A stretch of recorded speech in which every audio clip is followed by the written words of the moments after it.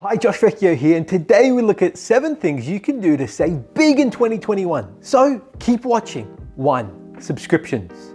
Okay, so here's the biggest hack you can implement to save big in 2021. Find 4 mates and trade subscriptions. Let me give you an example. I'm a huge YouTube fan, so I pay for a premium family membership. This allows me to have 5 additional family members. So based on this one membership, I'd be able to get Spotify, Netflix, Amazon Video, and Stan, all for free because I was able to trade with my mates who do the same with their accounts. While we're on the topic of subscriptions, remember, hit that subscribe button because it's free. 2. Pack your lunch. Okay, don't do what I did when I was single. I've never been a great cook, and back then I ate out a lot. One day I thought to myself I was gonna fix this because I was spending way too much money. So I went to Harris & Scarfe. I bought myself a 5 kilogram capacity slow cooker. Each week I'd make a concoction of diced vegetables, lentils, tinned tomatoes, and Thai curry all thrown into the slow cooker to do its thing. This would last me a week.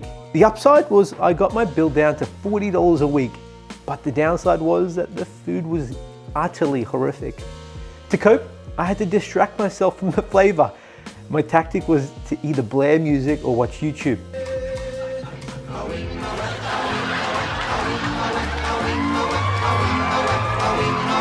In the end, I lasted 3 weeks because it was pure torture. So my advice is, if you're gonna pack your lunch, make sure it's delicious and nutritious. If it tastes like cardboard, like my little experiment, you're unlikely to stick to it, and it's a very easy way to save in 2021. 3. Coffee. These days, the alternatives to that $5 barista cup is endless. When I worked for the bank, I'd get myself one every day, and it wasn't until I realized how much it was costing me that I stopped. I went through many phases, from filtered coffee through to coffee in a tea bag, but recently I stumbled across a way to replicate the barista style with a Kmart coffee machine. At first I thought I'd torch $89 because the coffee sucked, but I figured it had something to do with me.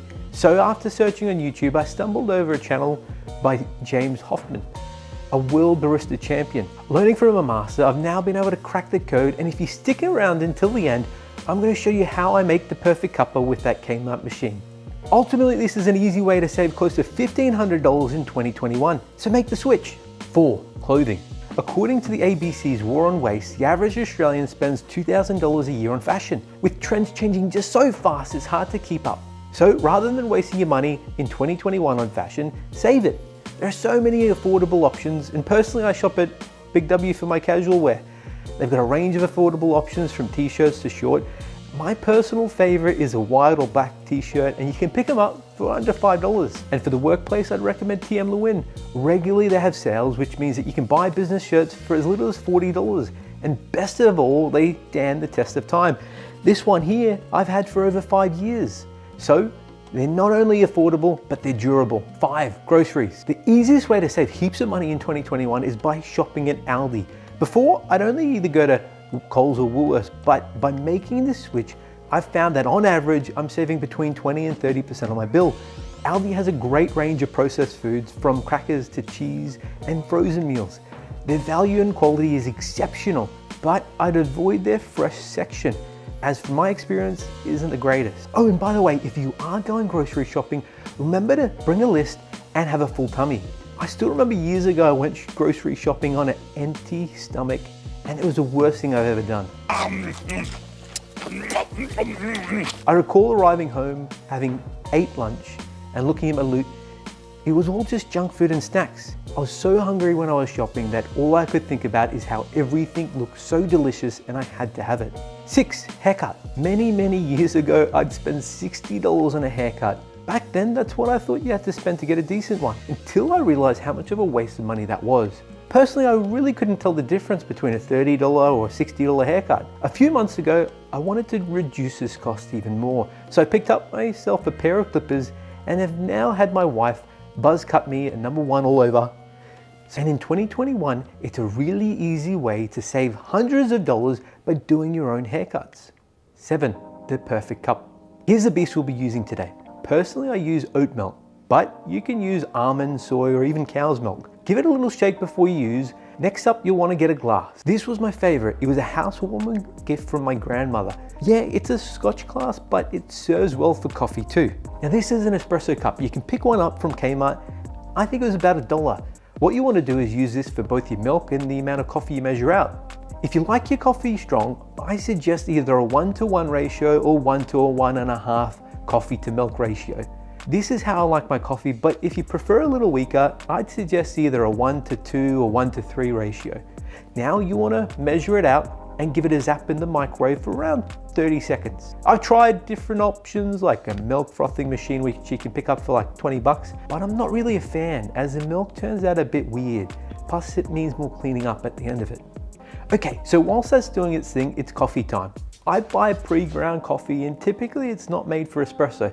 With espresso, usually it's a very fine grind as it increases the surface area of the water, which means that it's a slower extraction and therefore you get more flavor out of it. And ideally the extraction will take 30 seconds, but with this sort of coffee, it's hard pressed as it's not fine enough. So what you want to do to get around this is you'll really want to pack in as much as you can. Do this by first filling the portafilter 3/4 full, then push down as hard as you can. And this is a method I use which gives me the best results for smooth and rich coffee. Now we're ready to brew and it looks like I forgot to put my machine on, which means a quick cuddle with my cat Evie whilst we wait. Awesome. Now we're ready to go. And all I'm doing here is keeping an eye on it. You want to look at how quickly or slowly the coffee is flowing, remembering how you pack the coffee, and if it's too slow or fast, you want to adjust your packing method next time. How good is that? Look at the crema. Now normally this won't form properly if you don't pack the coffee in hard enough. So remember, do that as much as you can, keeping in mind that the results will differ if you have different coffee and if it was ground at a different setting. Now it's time to combine the two, and there you have it, one awesome morning coffee. I'd love to see your morning coffee routine. Share your process in comments below. And that's it. Here at Hunter Galloway, we get home loans approved. So if you live in Australia and looking for a mortgage broker, we can help. Reach out and visit us online at huntergalloway.com.au or call us 1300 088 065. Thanks for watching, and I'll see you next time. Bye for now.